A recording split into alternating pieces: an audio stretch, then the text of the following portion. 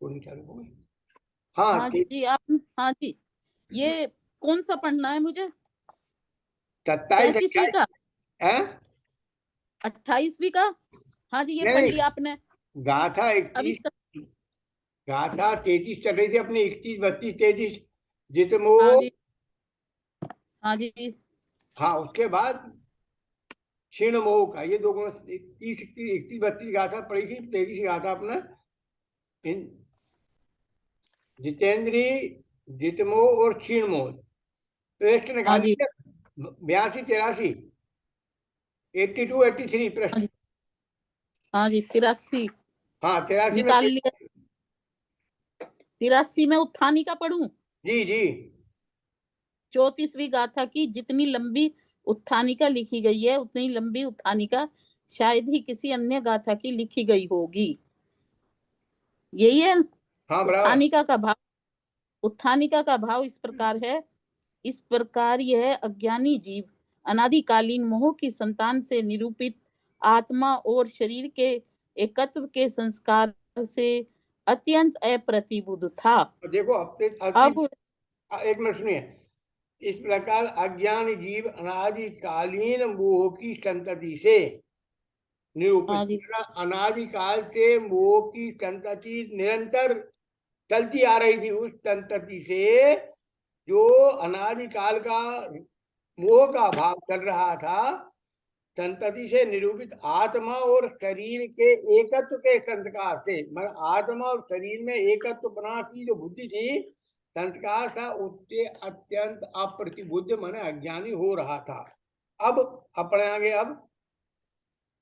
अब वह तत्व ज्ञान रूप ज्योति के प्रकट उदय होने से नेत्र के विकार की भांति पटल रूप आवरण कर्मों के भली भांति उघड़ जाने से प्रतिबुद्ध हो गया।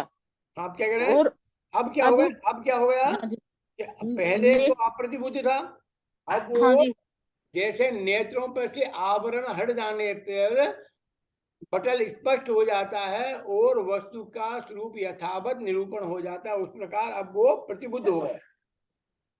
हाँ जी, और अपने आप को स्वयं से ही साक्षात दृष्टा जानकर श्रद्धान कर उसी का आचरण करने का इच्छुक होता हुआ पूछता है कि इस आत्मा को अन्य द्रव्यों का प्रत्याख्यान क्या है। हाँ, अब जब उसे यथावत वस्तु के स्वरूप का ज्ञान हो गया, उसके नेत्र में जो विकार आए थे, उन विकारों के माध्यम से वो वस्तु के स्वरूप को विपरीत रूप जानता था।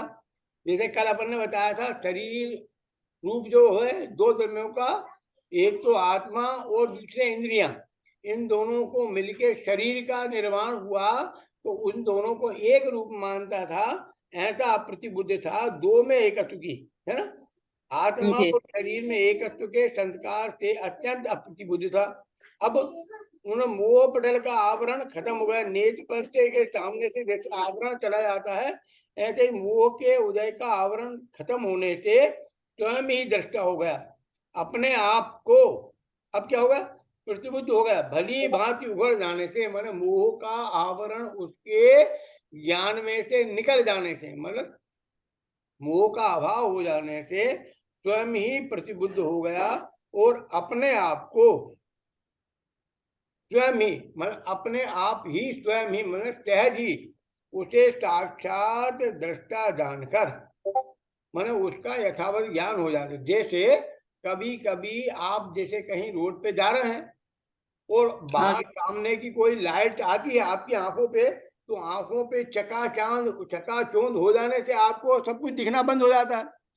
उस चकाचौंध में जैसे दिखना बंद हो जाता है, वो चकाचौंध जब हट जाती है तो फिर हमें सामान्य रूप से आंखों से दिखने लगता है।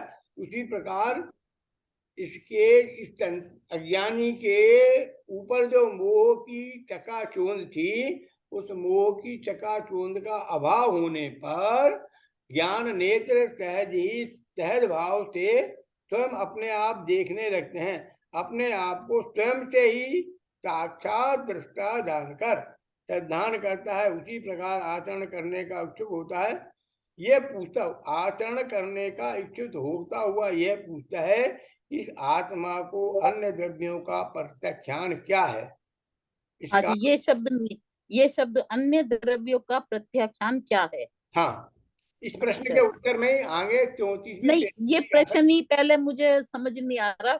अन्य द्रव्यों का प्रत्याख्यान क्या है, मतलब अन्य द्रव्यों की क्या जरूरत है, ये क्या है?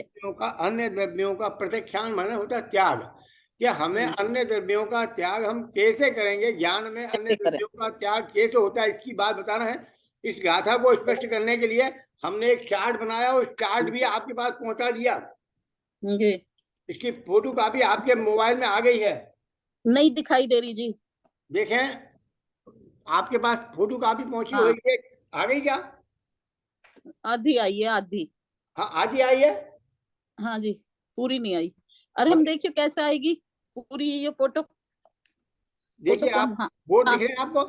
हाँ क्या जी, हो रहा हाँ है जी, अम्मा? ये फोटो नहीं आ रही पूरी। उनको थोड़ा बोर्ड घुमाना पड़ेगा अम्मा। थोड़ा सा और, हल्का सा हाँ, बस। देखो हाँ, बोर्ड घुमाया, जरा सा। हाँ, जरा सा और, बस अब आ गई आ गई। पूरी, अब तो पूरी। हाँ जी, आ गई। बस पूरी आ गई तो दिख रहा है आपको क्या लिखा है? त्याग सबसे ऊपर लिखा है त्याग हाँ जी, के गाथा 33-34। त्याग के नीचे लिखा है चरणान योग का त्याग और आध्यात्म का त्याग, हाँ जी, लिखा। हाँ जी, अब हाँ चरणान योग के त्याग में गृहस्थ धर्म और मुनि धर्म, चरणान योग के त्याग के दो भेद हैं। एक तो गृहस्थ अवस्था रूप गृहस्थ धर्म, दूसरा मुनि धर्म।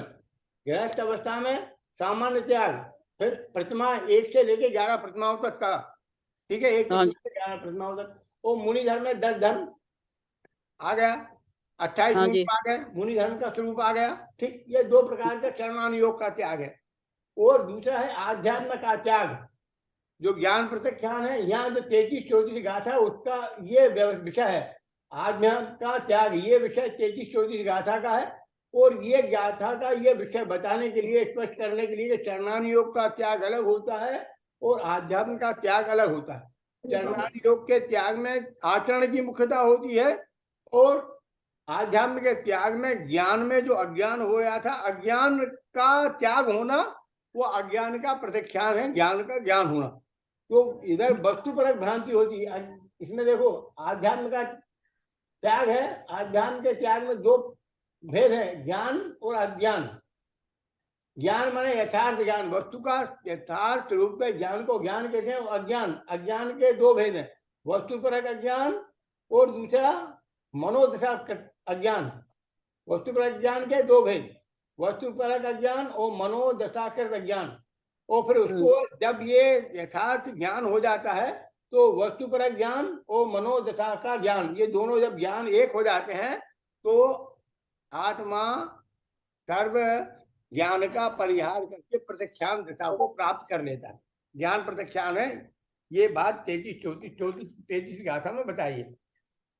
इसी प्रकार इस प्रश्न का उत्तर देते हैं। क्या कौन से प्रश्न का? कि इस ये आत्मा को, त्याग, ये त्याग भाव से मतलब क्या है, इसमें एक बार और समझाओ। हाँ, त्याग भाव के मतलब है ज्ञान में ज्ञान का त्याग, ज्ञान में अज्ञान का त्याग। जैसे पर द्रव्यों को हमने ज्ञान में ही तो पर मान रखा है, जैसे हाँ, का और उन्हें चश्मा। फिर अगर उन्हें अपना माना तो उनका त्याग। हाँ, माना कहाँ है ज्ञान में तुम्हारे को? चश्मा हाँ तो जी, आपका हुआ नहीं, घड़ी आपकी हुई नहीं, सुइयां आपकी हुई नहीं, हाँ जी, मकान हुआ नहीं आपका, दुकान हुई नहीं। वो तो कागज की कार्रवाई हुई है, जिसमें कागज हाँ में जी, लिखा गया है कि मकान आपका है। पर हाँ जी, वास्तव में तो मकान आपका इसलिए नहीं है कि वो जीव द्रव्य में नहीं है, जीव का स्वरूप नहीं है, जीव से अलग है, अच्छा, हमसे अलग हाँ, है, पर है, हाँ जी, और जीव हाँ में जी, उसका प्रवेश नहीं। जी, इसलिए ज्ञान में ज्ञान होता है, ज्ञान में अज्ञान होता है। वस्तुपरक अज्ञान और दूसरा क्या? मनोदशा कृत अज्ञान। मनोदशा मन में ही, जैसे मकान आपने खरीदा तो मकान तो जहां था पहले आज भी वही है, हम्म, और आप चले जाएंगे बेच के तो भी वही रहेगा। हाँ, मकान के मन स्वामित्व का राग, मन में राग आ गया मन कि ये में मेरा। खरीदने के भाव से मन में राग आ गया, और हाँ राग जी, आना वो ही विकार है। और जब हम्म, आप बेच देंगे तो आपका राग का अभाव हो जाएगा। उस प्रकार जाति का राग जो उसका आपके हृदय में आ गया, उस राग का अभाव हो जाएगा। ठीक है? हाँ जी। इस आत्मा को अन्य द्रव्य का प्रत्याख्यान क्या है? ये प्रश्न है कि इस आत्मा में अन्य द्रव्य का प्रत्याख्यान क्या? प्रत्याख्यान तो अपनी आत्मा में आत्मा का होना चाहिए, अन्य द्रव्य का प्रत्याख्यान क्या है? इस प्रश्न का उत्तर देते हुए आचार्य 34-35 गाथा को का उदाहरण बताते हैं, जिसका पदानुवाद इस प्रकार है। पढ़िए पदानुवाद। पर भाव को पर जानकर, ये पढ़ूं? हाँ हाँ, यही पर भाव को पर जानकर परित्याग उनका जब करे, तब त्याग हो बस इसलिए ही ज्ञान प्रत्याख्यान है। जिस तरह कोई पुरुष पर जानकर पर त्यजे, बस उस तरह पर जानकर पर भाव ज्ञानी पर त्यजे। हाँ जी। जिस कारण, गुजराती में है क्या? हाँ हाँ जी, हिंदी में ही है। ये तो हाँ हिंदी में वो है क्या? नहीं है। हाँ जी, पढ़ूं? हाँ पढ़े। जिस कारण यह आत्मा अपने आत्मा से भिन्न समस्त पर पदार्थों का वे पर हैं ऐसा जानकर प्रत्याख्यान करता है, त्याग करता है। उसी कारण प्रत्याख्यान ज्ञान ही है। हाँ, त्यागना भी ज्ञान ही है। ज्ञान हुआ हाँ तभी तो त्यागा। हाँ ऐसा नियम से जानना चाहिए। तात्पर्य यह है कि अपने ज्ञान में त्याग रूप अवस्था होना ही प्रत्याख्यान है, त्याग है, अन्य कुछ नहीं। हाँ जिस प्रकार लोक में कोई वस्तु पर वस्तु को यह पर वस्तु है ऐसा जानकर पर वस्तु का त्याग करता है, उसी प्रकार ज्ञानी पुरुष समस्त पर द्रव्यों के भावों को ये प्रभाव हैं ऐसा जानकर छोड़ देता है। मतलब जो ज्ञानी पुरुष हैं वे उस मकान को ले लिया, बेच दिया, लिया गया तो उसमें रह लेगा, पर उसे अपना नहीं जानेगा।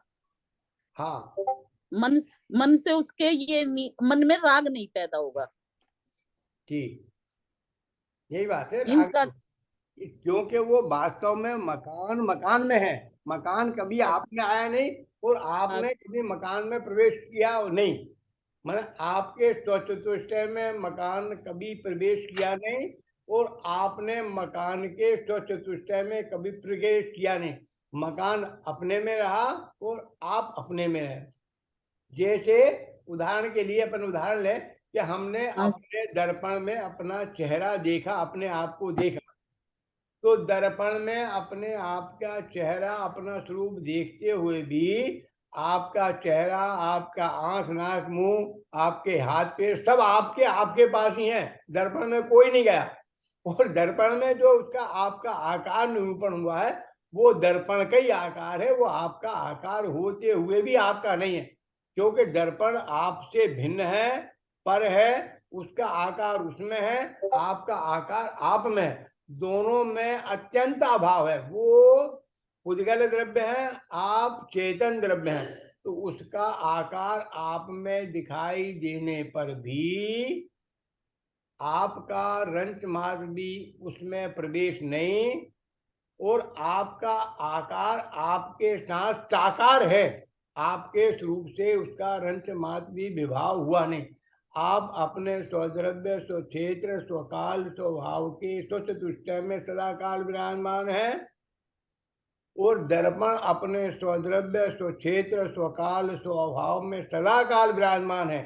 जो मात्र आपने जो भ्रांति की है कि दर्पण में मेरा चेहरा आ गया, दर्पण में मैं आ गया, तो ये इस प्रकार की भ्रांति जिसे आपने दर्पण में मैं आ गए की भ्रांति थी, ऐसे ही पर द्रव्यों को अपना जानने की भ्रांति जो आपके हृदय में उत्पन्न हुई है, उस भ्रांति का त्याग वो ही कहते हैं ज्ञान प्रत्याख्यान है। ज्ञान में ज्ञान ज्ञान प्रत्याख्यान है। का त्याग करना है।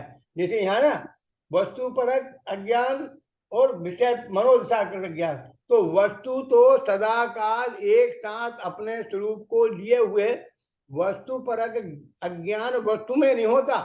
वस्तु के विषय में जो आपकी धारणा है, आपकी मान्यता है, वो विपरीत मान्यता विपरीत रूप हुई थी, वस्तु विपरीत रूप नहीं हुई थी। वस्तु तो जैसी थी वैसी ही है, वो अपने चतुष्टय में सदा काल विराजमान है, उसमें आपका रंच मात्र भी हस्तक्षेप स्वीकार नहीं। आपने अपने अज्ञान भाव के कारण पर वस्तु में अपने ज्ञान से अपने चतुष्टय में रह के ही उसके स्वरूप को अपना मानकर, अपना जानकर, अपने रूप से निरूपण किया था, जो मनोदशा से अपना स्वनिर्मित था, अपने अज्ञान की देन थी।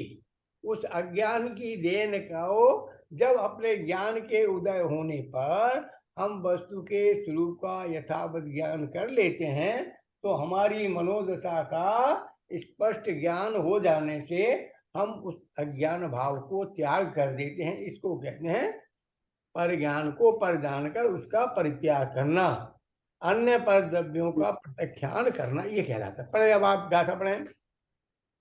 पर गाथा द्रव्य को पर जान कर परित्याग उसका जब करें, कि पर द्रव्य है, पर रूप है, उनको पर को पर जानना कौन है। सी गाथा है? यही गाथा, कौन सी? चौथी गाथा जो आपने अभी पढ़ी, चौथी गाथा वही गाथा है। पर पर भाव द्रव्य को को, पर जानकर, हाँ, पर पर द्रव्य भाव को, पर जानकर परित्याग करना, हाँ, कि पर का पर द्रव्य को पर जानकर उसका परित्याग करना। परित्याग करना माने उसको छोड़ना। पर को पर जानकर पर रूप जान लिया, पर रूप जान लिया तो वो पर है, इसलिए तेरे स्वभाव में नहीं है, तो उसको जान के उसे छोड़ दे। तब त्याग, हाँ, तब वो त्याग बस को बस इसलिए ही ज्ञान प्रत्याख्यान, के पर को पर निज को निज जान, फिर दुख का नहीं लेश निशान। के पर को जब उसे जान लिया, पराया जान लिया, तो उसका त्याग हो गया। बराबर अपने आप त्याग। ये ज्ञान ही प्रत्याख्यान है। बराबर प्रत्याख्यान बराबर, हाँ। हाँ जी, उदाहरण दिया था, अब उदाहरण, जिस हाँ जी, प्रकार कोई पुरुष यह धोबी, जानकर परित्याग करें, बस उसी तरह ये जानकर प्रभाव ज्ञानी बने। जैसे पर को पर जानकर उसका छोड़ा जाता है, उसको उसी तरह पर को पर जानकर ज्ञानी जन त्याग करते हैं। पढ़िए, गाथा में एक उदाहरण भी है धोबी वाला, हाँ जी। पढ़े। अब उदाहरण पढ़ूं? नहीं नहीं, यहीं से पढ़िए, पूरी गाथा पढ़िए पूरा। हाँ जी, पूरी गाथा। जिस तरह कोई पुरुष पर जान कर पर त्यजे, बस उसी तरह पर जान कर प्रभाव ज्ञानी पर त्यजे। जिस कारण यह आत्मा अपने आत्मा से भिन्न समस्त पर पदार्थों का वे पर हैं ऐसा जानकर प्रत्याख्यान करता है, त्याग करता है, उसी कारण प्रत्याख्यान ज्ञान ही है।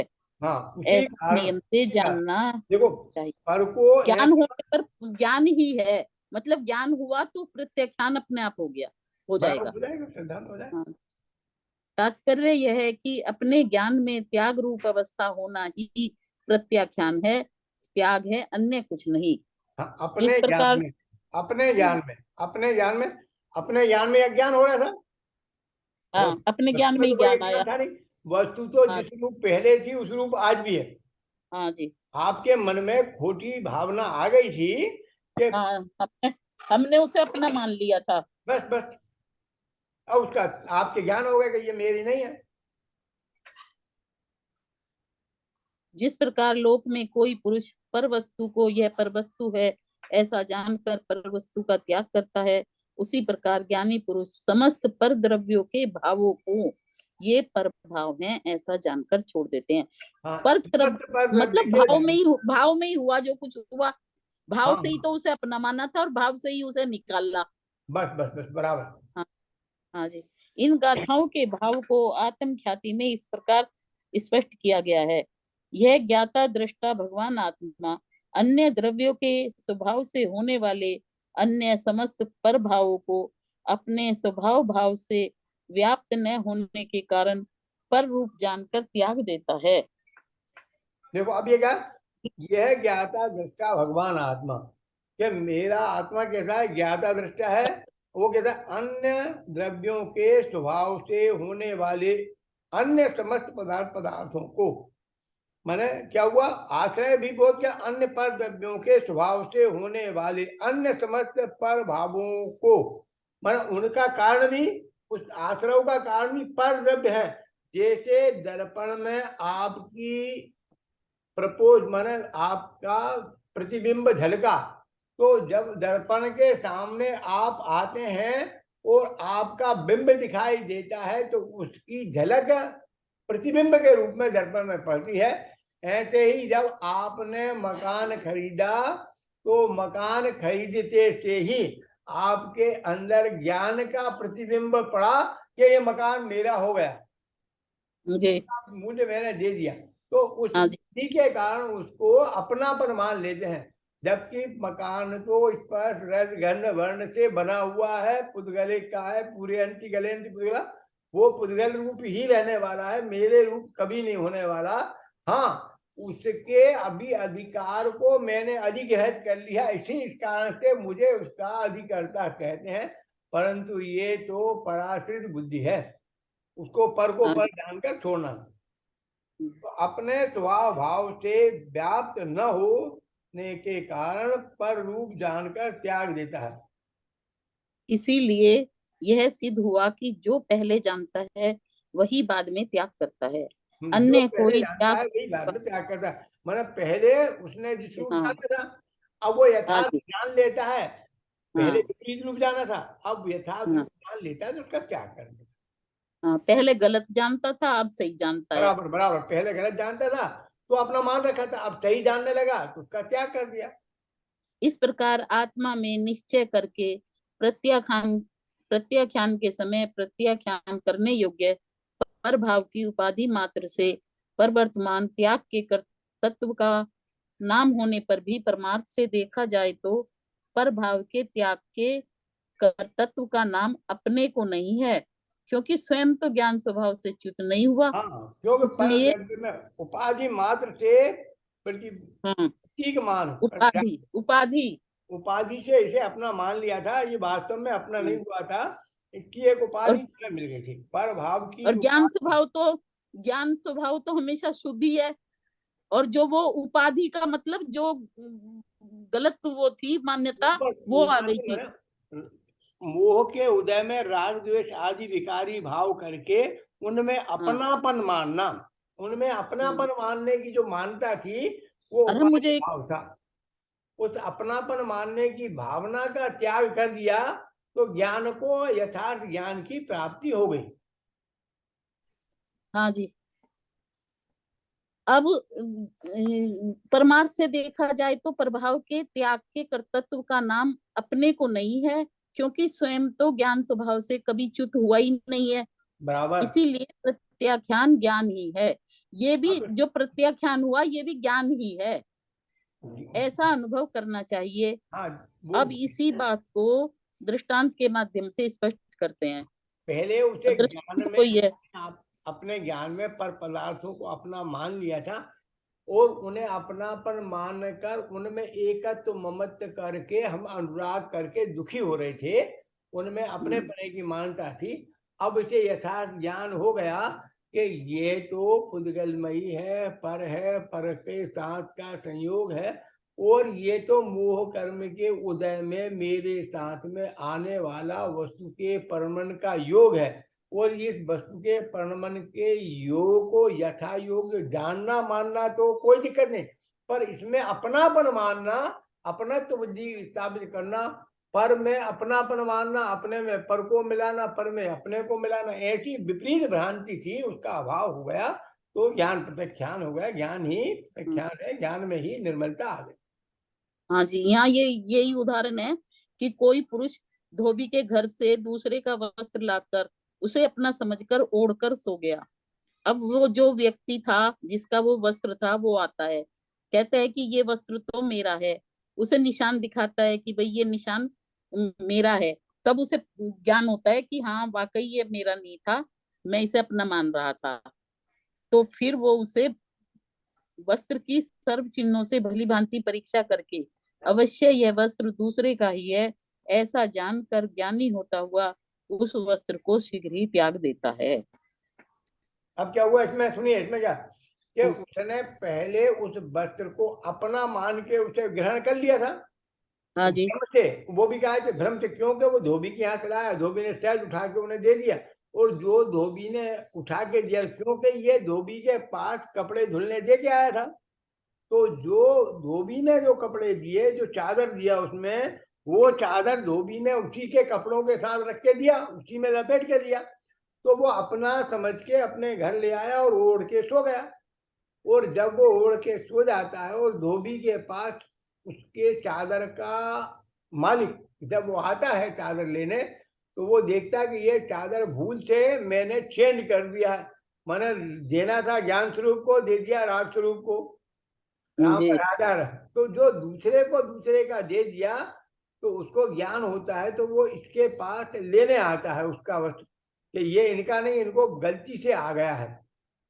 तो जब तक वो ओढ़े हुए सो रहा है, तो जब तक वो अपने चिन्ह आदि को देखकर, उसके लक्षणों को देखकर ये जानता है कि ये मेरा नहीं है। वो हर धोबी के यहाँ जितने कपड़े जाते हैं, धोबी सब जितने ग्राहक होते हैं, उन ग्राहकों के हिसाब से अपने कपड़ों पे अलग अलग चिन्ह डाल देता है। ये सूती कपड़ों में तो पहले चिन्ह डलते थे, अभी भी चिन्ह डलते हैं, पर अब आप यहाँ का मालूम नहीं यहाँ क्या होता है दुबई में, कि धोबी काली स्याही से उनपे अपने निशान बना देता था, और वो ऐसे होते थे जो धुलने पर मिटते नहीं थे। वो निशान उसके हमेशा बने रहते थे। उससे ये मालूम पड़ जाता था ये किस धोबी किस व्यक्ति का वस्त्र है। धोबी ये पहचान लगा रहता था ये किस ग्राहक का मेरा कपड़े हैं, उससे वो पहचान लेता था। हाँ जी। अब श्री गुरु प्रभाव का विवेक करके, भेद ज्ञान करके उसे एक आत्म भाव रूप करते हैं और कहते हैं कि तू शीघ्र जाग, सावधान हो, यह तेरा आत्मा एक ज्ञान मात्र ही है, अन्य सब पर द्रव्य के भाव हैं। तब बारंबार कहे गए इस आगम वाक्य को सुनता हुआ वह समस्त स्व पर के चिन्हों से भली भांति परीक्षा करके अवश्य ये भाव पर भाव ही हैं, मैं तो एक ज्ञान मात्र ही हूँ, यह जानकर ज्ञानी होता हुआ सर्व पर भावों को तत्काल ही छोड़ देता है। हाँ, पर भावों को पर जानकर भली भांति छोड़ देता है। जैसे वहां वस्त्र का यहाँ उदाहरण देता, धोबी देख के आता है, मांगता है, तो वो धोबी के अपने चिन्हों को देखकर भले भांति उनका परीक्षण करके ये जान लेता है कि ये वस्त्र मेरा नहीं है, और उन्हें वो देख के छोड़ देता है। यहाँ श्री गुरु बारंबार उसे संबोधित करते हैं कि ये तेरा नहीं है, ये राग द्वेष आदि विकारी भाव तेरे नहीं है, पर पदार्थों में एकत्व ममत्व की बुद्धि तेरी मिथ्या मान्यता है। तेरे मानने से पर पदार्थ तेरे नहीं हुए और हो सकते नहीं, वो अपने चतुष्टय में ही सदाकाल रहेंगे। तू क्यों भ्रांति से मोहित होकर पर वस्तु में राग करके दुखी हो रहा है? तुझे तो अपने वस्तु स्वरूप का यथार्थ ज्ञान करके अनंत सुख प्राप्त करना चाहिए।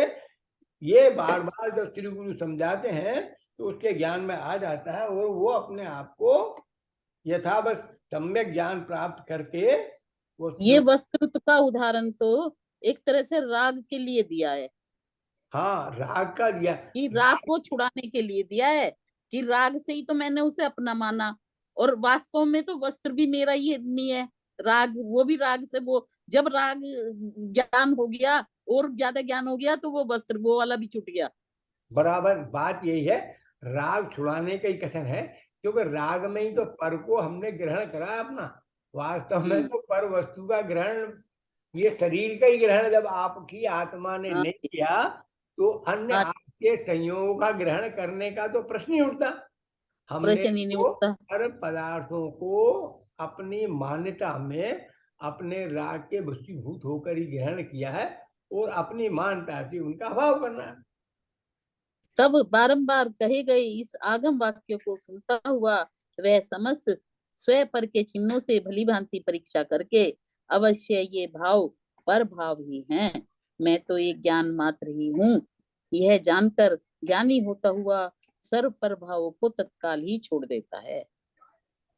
उक्त संपूर्ण कथन में एक बात पर विशेष बल दिया जा रहा है कि जिस प्रकार यह पता चलते ही कि यह वस्त्र मेरा नहीं है, तत्काल ही त्याग भाव आ जाता है। जानने पहचानने और त्याग भाव आने में समय भेद नहीं है, एक समय में आ ये बात जाता है। बड़ी इंपॉर्टेंट है, एक बात बड़ी हाँ इंपॉर्टेंट है कि जानने में सामान जानना है, वो जानने में पहचानने में और त्याग भाव आने में समय भेद नहीं है। माने जिस समय वो अपनापन उसमें से हट गया तो त्याग उसका हो गया। एक मिनट त्याग और यथावत वस्तु स्वरूप का ज्ञान हुआ, तत्काल त्याग हो जाता है।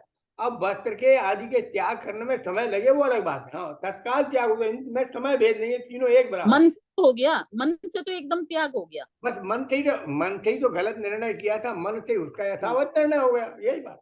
हाँ जी, तीनों एक काल में ही होते हैं। उसी प्रकार पर पदार्थों और उनके भावों को जब पर रूप जानते हैं तो उसी समय उनसे अपनापन टूट जाता है और उनके त्याग का भाव आ जाता है। यह बात अलग है कि तत्काल उस वस्त्र को वह व्यक्ति ना छोड़ पाए, क्योंकि जब तक दूसरे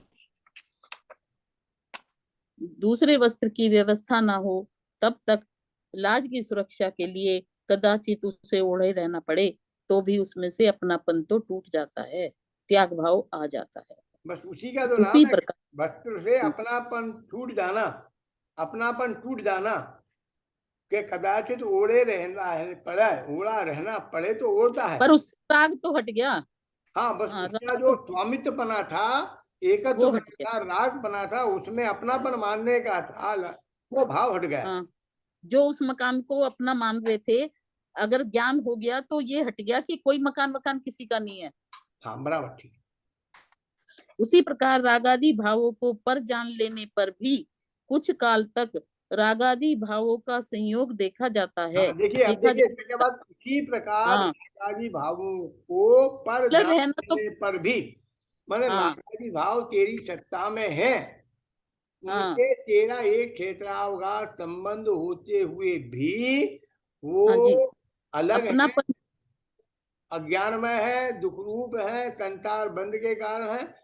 तू ज्ञान स्वरूपी है, त्रिकाल आत्मा है, भव्य आत्मा है, तेरा ज्ञान तुझ में है, उनका ज्ञान उसमें है। ऐसा ज्ञान होने पर भी दोनों की सत्ता की भिन्नता, दोनों के स्वरूप की भिन्नता, कारण विपर्यास, भेदा भेद विपर्यास, स्वरूप विपर्यास, इन सब का अभाव हो जाता है तो उसे यथावत ज्ञान हो जाता है।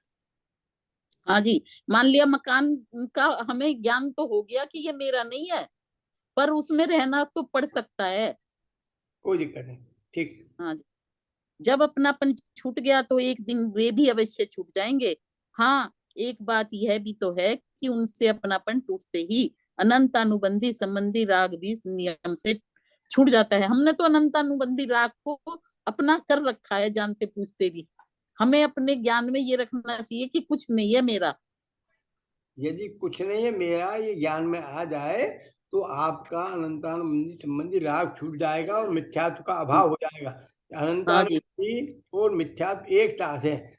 देखो भाई, जी, ये 6 द्रव्य 7 तत्वों के स्वरूप को समझाया ही इसीलिए जाता है, इसीलिए वो जाता है। प्रमाण बताया जाता है कि वस्तु स्वरूप की यथावत स्वरूप का ज्ञान तो अपने में हो जाए कि भाई जैसे वो मकान पहले भी था, अब भी है, वर्तमान में भी रहेगा, और और पहले उसमें रहता कोई मालिक था, दूसरे है। में अब कोई, तीसरे कोई, ऐसे असंख्यात मालिक आएंगे।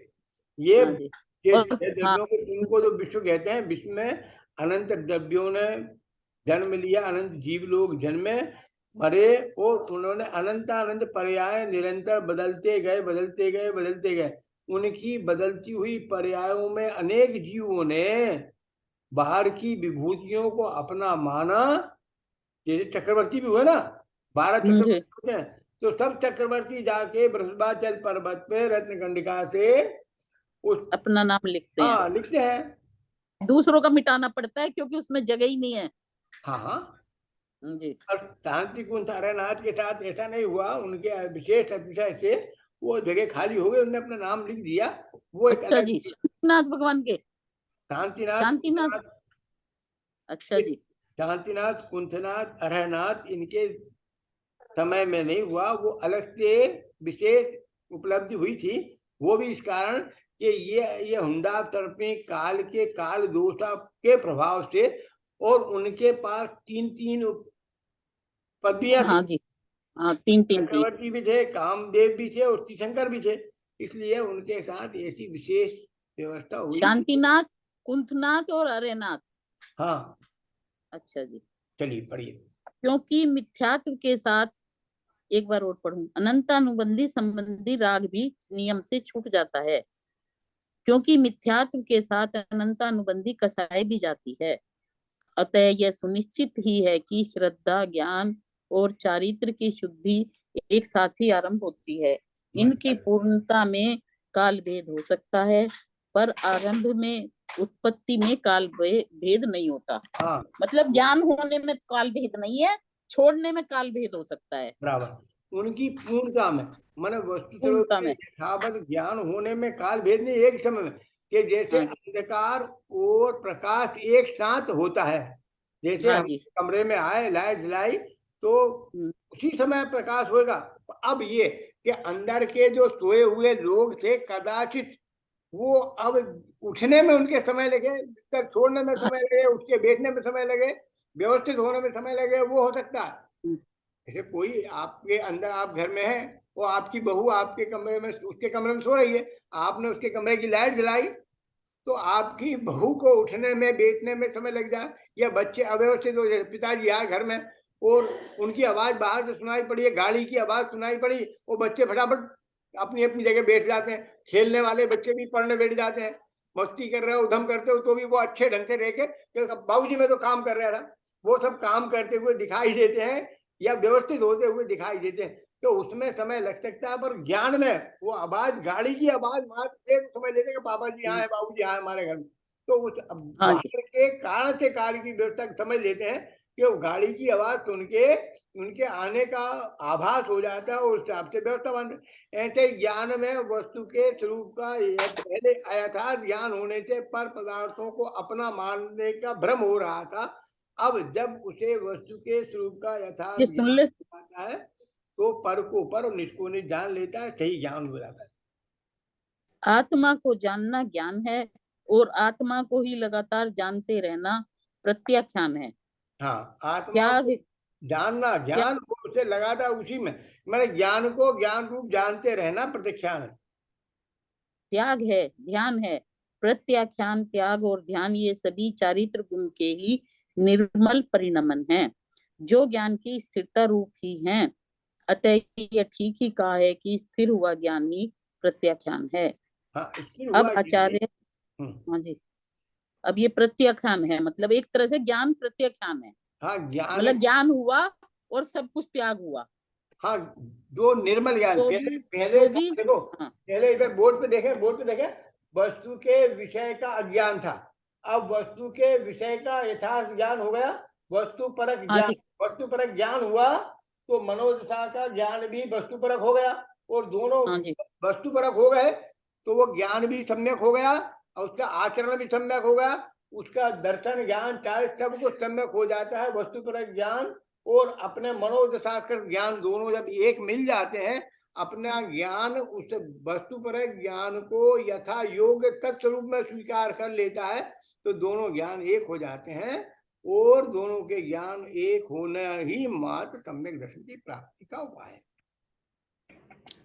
रूपल वाला जी है ये क्या? तो, हाँ जी, हाँ जी, नहीं, वो है क्या? थोड़ा सा बहन जी है वो तो गुजराती में पढ़े रूपल, हैं। हाँ मैं रूपल हूँ। बहन का नहीं मैं है, हूँ। है मैं तो हूँ। पढ़िए, गुजराती में बिल्कुल नहीं पढ़ा हम, आपकी आवाज भी आती नहीं, दिखते भी नहीं, आप फोटो में भी नहीं दिख रहे हैं, क्या कर नहीं रहे कल हैं भी वो नहीं, क्या, फोटो में? अब वो मेरे घर में थोड़े से गेस्ट आए हुए हैं ना, अच्छा, इसलिए ऐसा हो गया है थोड़ा सा। कोई बात नहीं, आप पढ़े नहीं तो आप गुजराती। पढ़िए, मोहन बाला आंटी जी पढ़िए, मैं वैसे सुन ही रही हूँ, आप पढ़िए। अच्छा, अच्छा।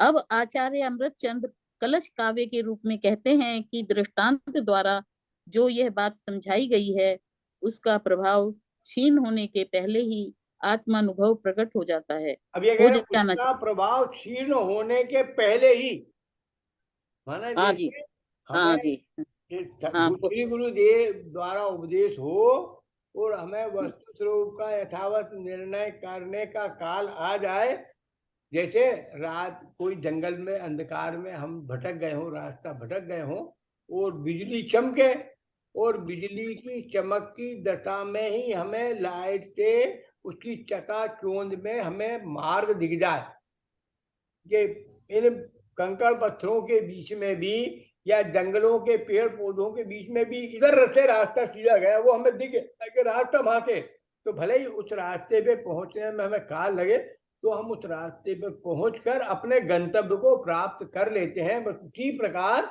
यहाँ इसमें क्या होगा, यहाँ दृष्टांत द्वारा बताए गए समझाई बात, अब उसका प्रभाव क्षीण होने के पहले ही आत्मानुभव प्राप्त हो जाता है। ज्ञान तो हो गया, ज्ञान तो हो गया, और ज्ञान के जो वो थे ज्ञान की प्रतिक्रिया थी, वो चाहे थोड़ी देर में हो पर ज्ञान हो गया, बराबर बराबर बिजली चमकी और रास्ते का पता चल गया। बस रास्ते का पता चलना ही बहुत बड़ा काम होगा। अगर रास्ते का हाँ पता जी, चल हाँ गया, जी, मतलब इसका हाँ मतलब कि आपको यथार्थ ज्ञान होगा। अब आपको उस रास्ते तक पहुंचने में भले ही समय लगे, लगेगा ही समय, उस रूह हाँ परिणमन जी। करने में भले ही समय लगे, पर आपको उस मार्ग को पहुंच गए तो फिर वो मार्ग मिल जाएगा। पढ़े आप आगे। अब आचार्य अमृतचंद्र कलश काव्य के रूप में कहते हैं कि दृष्टांत द्वारा जो यह बात समझाई गई है उसका प्रभाव क्षीण होने के पहले ही आत्मानुभव प्रकट हो जाता है या हो जाना चाहिए। आत्मानुभव करने की प्रेरणा देने वाले कलश का पद्यानुवाद इस प्रकार है। ये अरे वाह, पद्यानुवाद, हाँ साथ पढ़े ये आप, बहुत अच्छा, ये बहुत अच्छी चीज है ये। पढ़े पढ़े आप। प्रभाव के परित्याग की दृष्टि पुरानी ना पड़े, मतलब तुम इसे भूल ना जाओ, हाँ दृष्टि पुरानी पड़ जाए। अरे जब तलक है आत्मन वृत्ति ना हो अति बलवती, और अपनी जो तुम्हें ज्ञान हुआ है उसे बलवान बनाओ, ऐसा ना हो वो कमजोर पड़ जाए। व्यतिरिक्त जो प्रभाव से वह आत्मा अति शीघ्र ही अनुभूति में उतरा रे चैतन्य में स्वयं ही। अब ये अपन जब दोनों तक, साथ, इस यानी गाथा हाँ को जी, अपन दोनों साथ पढ़े। ये जो है ना कलश हाँ हरि जी, हरि को अपन साथ पढ़े दोनों जने मिलके। हाँ जी। हर भाव को अब के परित्याग परित्याग की दृष्टि की पुरानी पुरानी ना ना पड़ी, पड़े, और अरे जब जब तलक तलक है आत्मन आत्मन अधीन प्रति हो न हो अति अति बलवती, बलवती, अति एक तो जो पर भाव पर भाव से देव वह आत्मा आत्मा अति अति शीघ्र शीघ्र ही ही अनुभूति अनुभूति में में उतरा उतरा रहे रहे चैतन्य तन में वह में स्वयं वह ही। स्वयं ही। अर्थ पढ़ू जी। हाँ पढ़े जी। जब तक वृत्ति अत्यंत वेग से प्रवृत्ति को प्राप्त ना हो, अवतरित ना हो, और प्रभाव के त्याग के दृष्टांत की दृष्टि पुरानी ना पड़े, फीकी ना हो जाए, उसके पहले ही संपूर्ण अब अन्य भावों से रहित आत्मा की यह अनुभूति तत्काल स्वयं ही प्रकट हो गई। हाँ, अभी क्या, जब तक वृत्ति अत्यंत वेग से प्रवृत्ति हो तो प्राप्त न हो, क्या जब तक प्रवृत्ति अत्यंत यहाँ वेग आचरण से से आएगा जी। है? वृत्ति वृत्ति तो जो मतलब बदल गई, और प्रवृत्ति मतलब आचरण आएगा। हाँ आचरण आचरण। हाँ, जब तक वृत्ति अन्यथा अत्यंत वेग से प्रवृत्ति को प्राप्त न हो जाए, मतलब जो पुरानी भावना थी, पुरानी वृत्ति थी, पुरानी जो विचारधारा थी, उसकी प्रवृत्ति जो अत्यंत वेग से उसका प्रवर्तमान ज्ञान में यथावत स्वरूप का प्रवर्तमान न हो, तब तक जो समय विशेष के बीच में ही तो उसका अभाव और इसका सद्भाव, पुरानी वृत्ति का जो निर्वर्तमान, वो नई वृत्ति का प्रवर्तमान, माने उसकी पुरानी दिशा का अभाव, नई दिशा की प्राप्ति। जैसे हम कोई वस्त्र धोते हैं तो वस्त्र के धोने में मेल निकलता है, तो हम कोई वस्त्र धो रहे हैं जी। हाँ जैसे जी, सुन कोई रही। कपड़ा धोते हैं तो धोने में हमारा कपड़े का मेल निकलता है कि कपड़ा साफ पहले होता है? मैल निकलता है पहले, फिर मेल कपड़ा निकलता साफ है। हो। हाँ अच्छा, जी, मेल निकलते निकलते साफ होता जाता है कि मेल निकल जाता है जब साफ होता है? मैल निकलते निकलते ही साफ होता जाता है। तो जैसे जैसे मेल निकल रहा है वैसे वैसे ही साफ हो रहे हैं कि नहीं? हाँ जी, जैसे जैसे मेल निकलता जा रहा है वैसे वैसे स्वच्छता होती जा रही। तो ऐसे ही हो गया ना, जब तक मिथ्यात्व राग देश की जो वृत्ति है, वो वृत्ति पुरानी वृत्ति का अभाव हो रहा है और ज्ञान की यथार्थ वृत्ति का प्रवर्तमान हो रहा है, प्रवृत्ति का जो प्रवर्तमान हो रहा है। तो जैसे जैसे उसके मेल का अभाव होता जाता है और कपड़ा निर्मल और स्पष्ट होता जाता है, साफ होता रहता है, उन दोनों के परिणमन का काल एक साथ, मेल निकलने का और कपड़े का साफ होने का परिणमन एक साथ हो रहा है। जी, एक साथ होने पर कि वो मेल निकल के स्वच्छ होने की प्रक्रिया बंद ना हो जाए, उसके पहले ही तू ये देख ले, जान ले कि वस्त्र तो उज्जवल ही है, ये तो पर के संयोग के आधार से इसमें मलिनता आई थी और पर के संयोग का अभाव होकर इसकी मलिनता का अभाव हो जाएगा। चलिए। उसके पहले ही दृष्टि पुरानी ना पड़े, फीकी ना हो जाए, उसके पहले ही संपूर्ण अन्य भाव से रहित आत्मा की यह अनुभूति तत्काल स्वयं ही प्रकट हो गई। मतलब साफ हो गया बस। बराबर। यहाँ प्रभाव का त्याग कैसे होता है, आत्मानुभूति प्रकट कैसे होती है, इस बात को दृष्टांत देकर आचार्य देव ने बहुत अच्छी तरह समझाया है। इसके लिए हमें निरंतर भेद ज्ञान की भावना को बहाना चाहिए, नचाना चाहिए। चिंतन की निरंतरता में से ही रुचि की तीव्रता होगी। हाँ, भावना का चिंतन की, प्रबल देखिए वेग। इसमें क्या, चिंतन की निरंतरता माना हम बार बार चिंतन करेंगे, अनुभव करेंगे, निर्णय करेंगे, तो निरंतरता से ही रुचि की तीव्रता होगी। अरे हमारी हाँ, रुचि लगनी चाहिए, हम्म, रुचि लगनी चाहिए, रुचि। भावना का प्रबल वेग स्फुरायमान होगा और आत्मानुभूति की भूमिका तैयार होगी। भूमिका मतलब एक तरह से उसका स्थल, मतलब हाँ, एक भूमिका। चीज। जैसे हाँ अपन बीज बोते हैं ना, तो बीज हाँ बोने के पहले जमीन में निदाई गुड़ाई करते हाँ हैं। तो वो हाँ जी। निदाई गुड़ाई करने की प्रक्रिया बीज बोने के पहले के हम्म, ऊसर ऊसर जमीन होती है, उसे बोने योग्य बनाते हैं। या पहले जी। जमीन में बोई थी तो घास घास रह जाती, पहले एक फसल काट ली अपन ने, तो अब जो फसल काटने के बाद जो उसके घास रखे रहती है, या ऊपर की मोटी परत हो जाती है मिट्टी की, उस मोटी परत को हल चला के उस घास को और मोटी परत को तोड़ा जाता है जमीन में, नई जी। बीज बोने के लिए, नई फसल बोने के लिए। पिछले फसल के जो घास फूस उत्पन्न हो गया एक्स्ट्रा, तो वो ये, तो यहाँ पे आत्मानुभूति की भूमिका में तो एक तो रुचि आएगी, और जो भेद ज्ञान की भावना है उसे भाना चाहिए, हाँ, निरंतर चलती रहनी चाहिए ये धारा। निरंतर भेद विज्ञान की धारा चलेगी, जिससे कि मैं और मेरा स्वरूप अलग है, ये पर पदार्थ अलग है, उनका परिणति अलग है, इस प्रकार का ज्ञान होना चाहिए। अब 36वीं गाथा में मोहादि भावक भावों से भेद ज्ञान कराते हैं। मूल गाथा का पद्यानुवाद इस प्रकार है। मोहादि मेरे कुछ नहीं, मैं एक हूँ उपयोग में, है मोह निर्ममता यही वे कहें जो जाने समय। 36वीं है जी ये। स्वयं पर और सिद्धांत के जानकार आचार्य देव ऐसा कहते हैं कि मोह मेरा कुछ भी नहीं है, मैं तो एक उपयोग में ही हूँ। ऐसा जो जानता है वह मोह से निर्मम है। निर्मम मतलब बिल्कुल अलग है। अमोह निर्मोह, मोह से निर्मम, निर्मम हाँ, शब्द मोह का का प्रयोग। अभाव, पूर्णतः मोह का अभाव हो गया, हाँ, इसका मन पढ़ लें। बिल्कुल अलग हो गया। इस गाथा के अभिप्राय को आचार्य अमृतचंद्र आत्मख्याति में इस प्रकार स्पष्ट करते हैं। निश्चय से फलदान की सामर्थ्य से प्रकट होकर भावक रूप होने वाले उद्गल द्रव्य से रचित मोह मेरा कुछ भी नहीं है, क्योंकि टंकोत्कीर्ण एक गायक स्वभाव का परमार्थ से पर के भाव द्वारा भाया जाना, भाव्य रूप करना अशक्य है। पर के हाँ जी। प्रभाव का भाव रूप करना अशक्य है। निश्चय से फलदान की सामर्थ्य से प्रकट होकर, अपनी लाइन अपने शब्दों में कहो जी इन दो लाइनों को। निश्चय से फलदान की सामर्थ्य प्रकट होकर, मतलब जो उसकी फल देने की योग्यता है, जो वस्तु के फल देने की योग्यता है। जैसे पेड़ में हमने गेहूं की बोई, तो उसकी फसल देने की योग्यता गेहूं रूपी होगी, ज्वार तो हाँ मक्का जी। नहीं आएगी ना। तो हाँ निश्चय जी। से फल देने की सामर्थ्य प्रकट होकर भावक रूप होने वाले पुद्गल द्रव्य से रचित मोह मेरा कुछ भी नहीं।